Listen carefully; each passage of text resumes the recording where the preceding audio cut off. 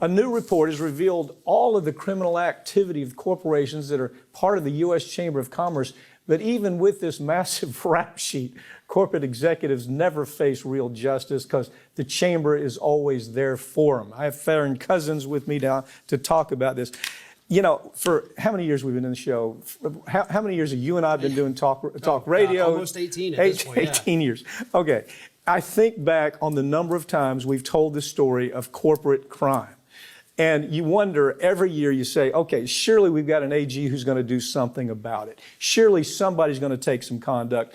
Yes, they're dressed up, but they're still criminals. What is your take on this? I love this report. This is a brilliant report. Right. A Public Citizen put this out. They always do such a phenomenal job keeping track of these corporate crimes. But yeah, you know, the big underscore here is we've got over 10,000 instances of criminal behavior, state, federal level, from these organizations. We get more into that, but nobody went to jail. No. And some of these are seriously egregious crimes where people are dead from this corporate conduct, and not one time was there anything worse than a fine for these organizations. Well, as you know, you and I handle these cases. I see conduct that anybody else would be in prison for, where we have medicine that the company knows is going to kill somebody. It's just a matter of when. They know it. The clinical data shows it.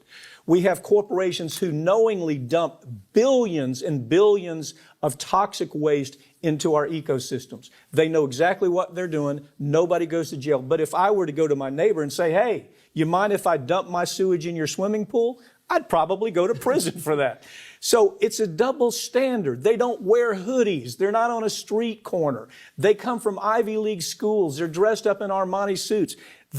We got to have an AG with enough guts to do something, don't we? We do. And, you know, the big difference is, you know, people don't, or at least those in power that could do something about it, they don't look at it as murder if it takes them 10 years to kill you. Yeah. You know, if you walk up to somebody, shoot them dead in the street, okay, that's murder.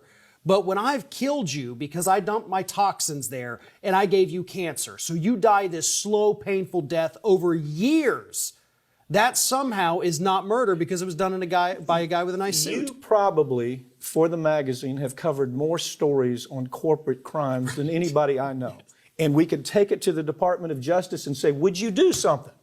And they won't do anything because it's the Chamber of Commerce is always there to protect these folks, right? Right, because a lot of times these AGs, these people in power that could do something, they end up going to work for the companies, or at least the law firms that represent the companies that are a part of the U.S. Chamber of Commerce. So let's talk about it for a moment. We know of 111 companies that are a part of the U.S. Chamber of Commerce. They don't disclose all their members, but of those 111, we have 15,895 crimes over 20 years. So what this amounts to is if every one of those corporations committed crimes at an equal pace, each one of them was committing a crime every other month from the year 2000 to 2020. Yeah. That's how frequently these crimes are being committed on the corporate level. Every corporation, every 2 months, one crime. So around 16,000 criminal events. Yes. Not one attorney general is far back.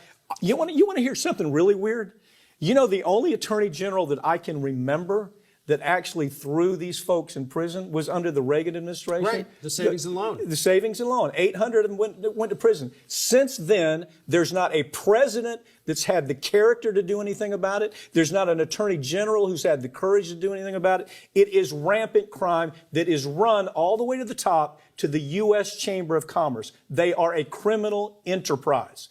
And you know, these 111 people, those members, they're not mom and pop. Right. They're not mom and pop. They're the big, well, let's just go down the list. You got the list there. Let's have some fun with who it is. AbbVie, oh my God. Every time you read an AbbVie, they're illegal prescription and promotion to drugs that they knew were not to be used for the thing they're promoting it for. Price fixing, Amgen, Bayer, oh my, you know, I could go, we could spend an entire show on Bayer. But illegally using banned pesticides, I mean, labor and health safety standards, Chevron. You just got to look at this report. It's remarkable. And it is. And a lot of it, not a lot of it, but people need to understand we're not only talking about a bad pharmaceutical or corporate toxic dumping. No, these are banks that were committing outright fraud. You know, some of them, as we have also talked about, laundering money for terrorist organizations. Yeah, we have that case. Yeah. We're handling that case. Nothing but a couple of fines here and there. These are corporations guilty of stealing wages from their workers. You know, of course, the environmental pollution is a huge issue, and that, of course, plays itself out very large in this report. The pharmaceutical companies are absolutely the worst offenders with how frequently they get popped for everything under the sun. What do you really think is going to happen? Do you think this attorney general is going to do a damn thing different than every attorney general and every president that came before him?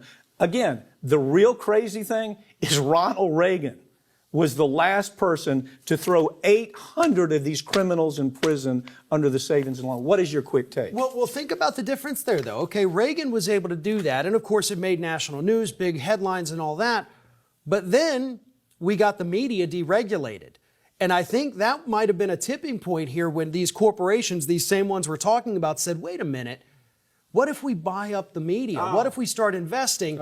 Then they don't report on the crimes. Yeah. Then we don't get in trouble because there's no report. I mean, look at all these stories here. When was the last time you saw corporate media talk about any one of these? I swear to you, the only place to see this reporting is on this station with us. And you know what really chaps me is these people who say, well, this is Russian TV. You know, like there's some vast conspiracy to talk about these damn corporations that are killing us. These are Russians. You know, Farron must be a Russian comrade. Pat must be a Russian comrade. We're talking about real cases that the corporate media refuses to talk about because their money is so big from these corporations.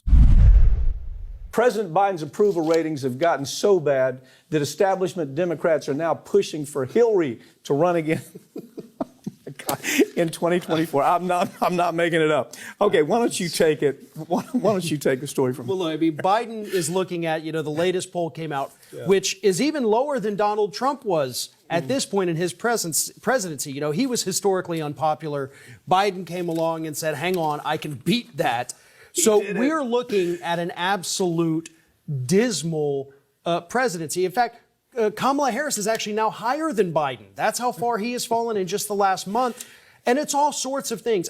Not just all sorts, it's everything. The handling of the pandemic, inflation, the economy, jobs, across the board. People say, I have no faith in this man. And so Democrats are in full-blown panic, especially with midterms, thinking, what the hell are we going to do with this guy? The Republicans, though, are so stupid sometimes. Yes. They have so much to work with. They've got the supply chain burned down. They've got inflation burned down. They've got the COVID chaos that's out there. They've got the border chaos.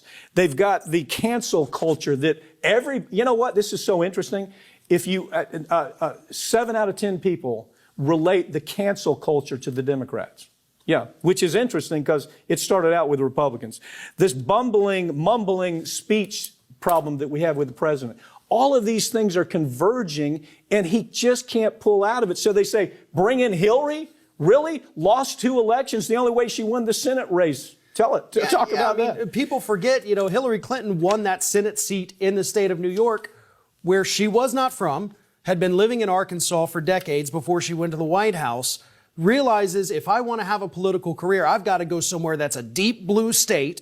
So they moved the family to New York, and that's the only way she was able to win. She would not have won a Senate seat in Arkansas, of all places. Yeah, and now these stories are already surfacing because she's making it clear she's going to run. The story that surfaced, I think, a couple days ago was where the Epstein group tried to whitewash the Bill Clinton connections. They tried to make emails go away. They tried Twitter. They tried to make Bill Clinton look like he'd never been there, although he took 22 flights on the airplane. They made people sign documents saying, you need to sign this, saying you never saw Bill Clinton at, what was it, Little St. Thomas was the name, the official name. Yeah. We know the playful name they called it. But say you never saw him here, no matter what, never even a hint of Clinton. That's significant because Hillary has already made it clear that she wants to run. My prediction is the Republicans want her to run.